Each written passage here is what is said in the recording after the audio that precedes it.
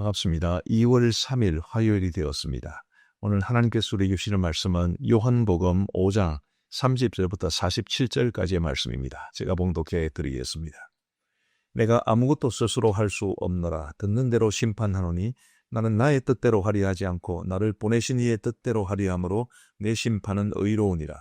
내가 만일 나를 위하여 증언하면 내 증언은 참되지 아니하되 나를 위하여 증언하시는 이가 따로 있으니 나를 위하여 증언하시는 그 증언이 참인 줄 아노라.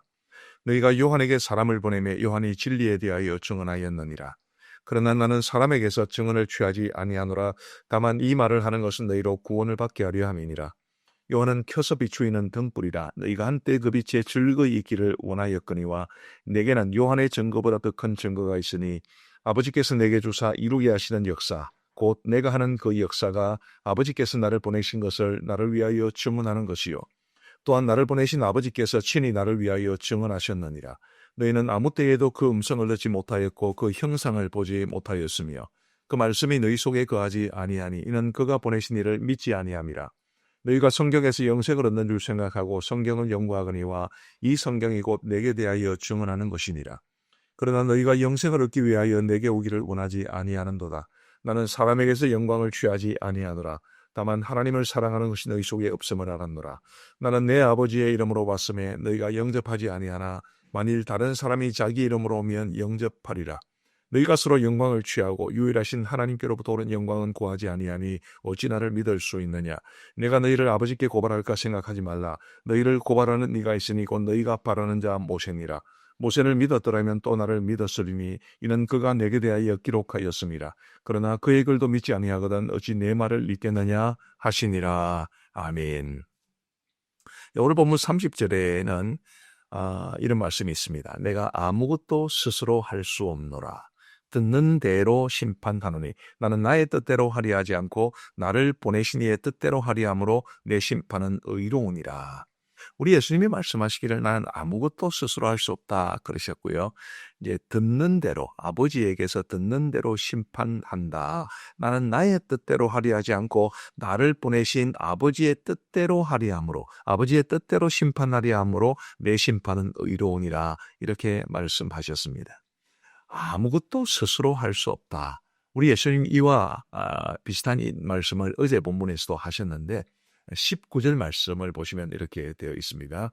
그러므로 예수께서 그들에게 이르시되 내가 진실로 진실로 너희에게 이르노니 아들이 아버지께 사시는 일을 보지 않고는 아무것도 스스로 할 수 없나니 아버지께서 행하시는 그것을 아들도 그와 같이 행하느니라. 아멘. 우리 예수님께서 19절에서도 내가 아무것도 스스로 할 수 없다 그러셨고 아버지께서 행하시는 그것을 아들도 그와 같이 행하느니라 이렇게 말씀하셨습니다.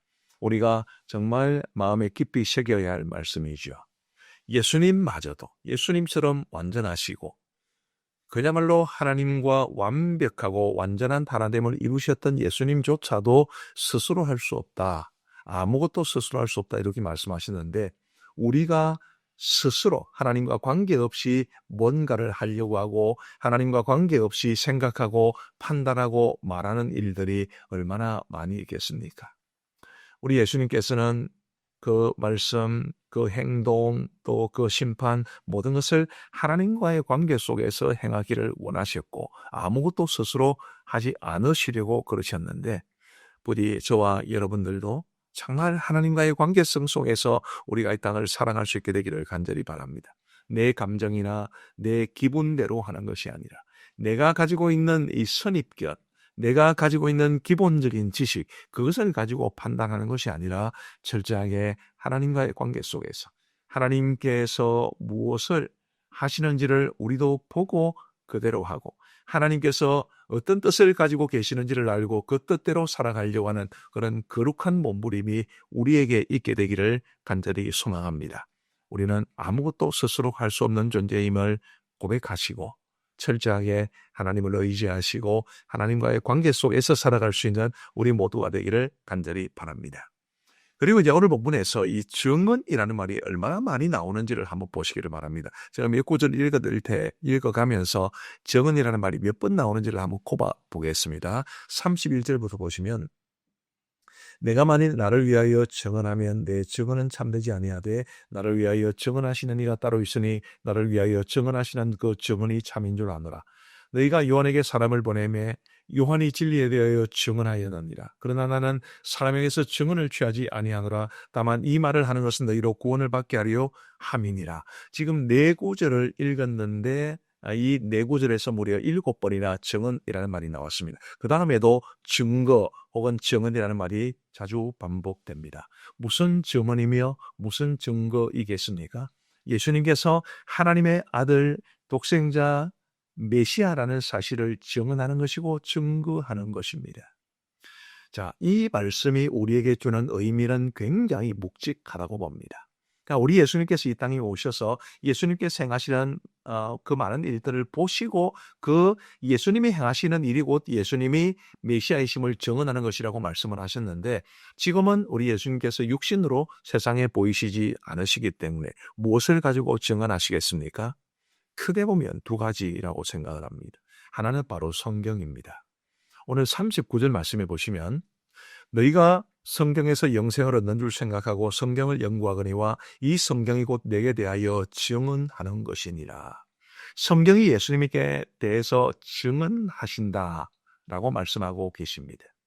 그래서 우리가 성경을 더 깊이 사랑하고 성경을 통해서 우리 예수님을 더 깊이 알아가야 하고 성경이 증언하는 예수님이 어떤 분인지를 우리가 알고 그 주님과의 관계 속에서 살아가야 할 겁니다. 자, 39절을 다시 한번 보시면 너희가 성경에서 영생을 얻는 줄 생각하고 성경을 연구하거니와 예수님 분명히 그것을 인정해 주셨습니다.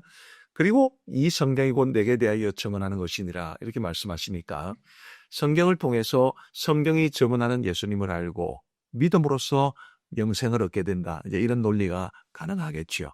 그래서 우리 이미 예수님을 믿는 우리 모두는 더 깊이 하나님의 말씀을 알아가고 묵상하고 들으면서 말씀을 통해서 예수님을 알아가시면 좋겠고 우리 주위에 예수님을 믿지 못하는 사람들, 아직 안 믿는 분들은 교회로 인도해서 말씀을 배우게 하고 설교를 듣게 하고 그럼으로써 그들이 예수님을 알고 예수님을 믿고 구원에 이르게 되는 그런 놀라운 역사가 있게 되기를 간절히 바랍니다. 자, 성경이 예수님에 대해서 증언한다고 그랬습니다. 두 번째로 우리 예수님을 증언하는 것은 바로 교회, 우리를 통해서입니다. 교회는 예수님의 몸이죠. 그래서 당연히 교회는 예수님을 증언할 수밖에 없습니다. 우리 예수님께서 성천하시면서 사도행전 1장 8절에서 너희가 내 증인이 되리라 라고 말씀을 하셨기 때문에 우리가 예수님의 증인이 되어야 합니다. 교회 전체로서도 그렇고 교회를 이루고 있는 우리 자신도 그렇고 예수님이 어떤 분인지를 세상에 증언하고 증거하는 책임을 가지고 있다고 우리는 받아들여야만 합니다.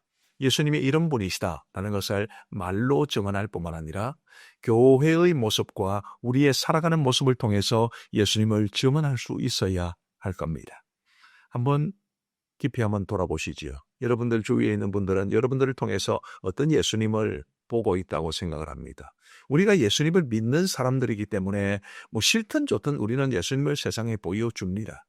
과연 어떤 예수님을 보여주는가라는 것이 중요한데 부디 우리 모두가 정말 예수님이 얼마나 좋으신 분이신지 얼마나 아름다우시고 얼마나 영화로우신 분이시고 얼마나 사랑이 많으신 분이시고 얼마나 의로우신 분이시고 이런 모든 우리 예수 그리스도에 대해서 증언하는 그런 저와 여러분들의 삶이 되기를 바라고 또 우리 교회의 모습 또한 그럴 수 있게 되기를 간절히 바랍니다. 자, 마지막으로 한 가지만 더 살펴보겠습니다. 41절과 42절 말씀을 보시면 나는 사람에게서 영광을 취하지 아니하노라. 42절에 다만 하나님을 사랑하는 것이 너희 속에 없음을 알았노라. 이 말씀이 굉장히 절묘한 조화를 이룬다고 생각을 합니다. 우리 예수님은 사람에게서 영광을 취하지 아니한다라고 말씀하시는데 이 말씀은 곧 하나님이 주시는 영광을 취한다는 뜻이겠지요. 우리가 정말 하나님이 주시는 그런 영광을 취하고 하나님이 주시는 영광을 사모하고 살아야 되는데 우리는 얼마나 사람들에게서 영광을 받으려고 합니까? 근데 제가 41절과 42절이 절묘한 조화를 이룬다고 말씀드렸는데 42절에 보면 다만 하나님을 사랑하는 것이 너희 속에 없음을 알았노라. 예수님께서 유대인들을 책망하신 내용입니다마는 이것을 우리에게 적용을 시켜보면 정말 하나님을 사랑하면 하나님이 주시는 영광만으로 우리는 만족할 수 있을 겁니다. 하나님을 사랑하지 않기 때문에 세상의 영광을 추구하고 하나님을 사랑하는 마음이 약하기 때문에 사람들이 주는 영광을 사모하는 것이 곧 우리의 모습이 아닌가라는 그런 씁쓸한 생각, 부끄러운 생각이 많이 듭니다. 우리 사랑하는 우리 성도 여러분, 정말 우리가 하나님을 사랑하는 마음, 그것을 깊이 가져야 되고 하나님을 사랑하기 때문에 그분이 주시는 영광을 최고의 영광으로 알고 살아갈 수 있어야 하지 않겠습니까? 혹시 여러분 누군가를 진심으로 사랑해 보신 적이 있으십니까? 그러면 내가 정말 진심으로 사랑하시는 그분이 주는 것이라면 다른 비슷한 내용이라 하더라도 다른 사람이 주는 것과는 차원이 다릅니다. 이와 마찬가지로 정말 우리가 하나님을 사랑하면 하나님이 주시는 것을 우리가 만족할 수 있어야 할 겁니다. 세상이 우리에게 박수를 보내고 환호성을 보내고 우리를 높여주는 것. 글쎄요, 사람이 생각하는 좋겠죠. 그러나 그 모든 것이 하나님이 주시는 영광과는 비교할 수 없습니다. 부디 저와 여러분들이 정말 하나님이 주시는 영광을 사모할지언정 사람에게서 영광을 취하려고 하지 마시고 우리 하나님 한 분만으로 만족하고 하나님이 주시는 은혜와 하나님이 주시는 영광과 하나님이 주시는 그런 놀라운 은혜로 우리 모두 만족하며 살아갈 수 있게 되기를 주님의 이름으로 축복합니다. 우리 기도하시겠습니다. 자비로우신 하나님 아버지 감사합니다. 오늘도 우리에게 새로운 한 날을 주시고 이 하루를 말씀과 함께 살아갈 수 있도록 도와주신 것을 감사합니다. 자비하신 아버지 하나님, 우리 예수님, 내가 아무것도 스스로 할 수 없노라 라고 말씀하시면서 우리 하나님과의 관계 속에서만 살아가셨는데 하나님, 저희들도 예수님처럼 하나님과의 관계 속에서만 말하고 행동하고 판단하며 살아갈 수 있도록 인도하여 주옵소서. 아버지 하나님이여, 예수님에 대해서 증언하는 성경을 더 깊이 알아가고 그래서 성경을 통해서 예수님을 더 깊이 만날 수 있도록 도와주시고 또한 교회인 우리가 예수 그리스도를 증거하는 증인으로서의 삶을 살아야 하는 것을 기억하게 하시고 이 세상을 향해 우리 예수님의 예수님다움을 보여줄 수 있도록 은혜를 베풀어 주옵소서. 우리 예수님처럼 사람에게서 영광을 취하지 아니하고 정말 하나님을 사랑하는 마음으로 하나님이 주시는 것으로 만족할 수 있는 우리 모두가 될 수 있도록 은혜를 베풀어 주옵소서. 우리 복 있는 사람 영상 큐티에 참여하시는 모든 분들을 복 주시고 그들의 오늘 하루의 삶을 주께서 인도하여 주시며 좋은 일들이 많아지게 하시고 웃은 일들, 감사할 일들로 충만하게 하여 주옵소서. 고난 중에 있는 성도들을 기억하시고 그 고난의 늪에서 주님께서 건져주시기를 간절히 원합니다. 일본에서 선교하시는 박종관 배혜영 선교사님을 기억하시고 스터디 카페와 한글 교실이 선교에 귀하게 쓸 수 있도록 인도하여 주옵소서. 우리 고신총에 사는 모든 교회들을 주께서 오늘도 사랑으로 돌보아 주시기를 간절히 원하오며 우리 구주 예수 그리스도의 이름으로 기도하옵나이다. 아멘.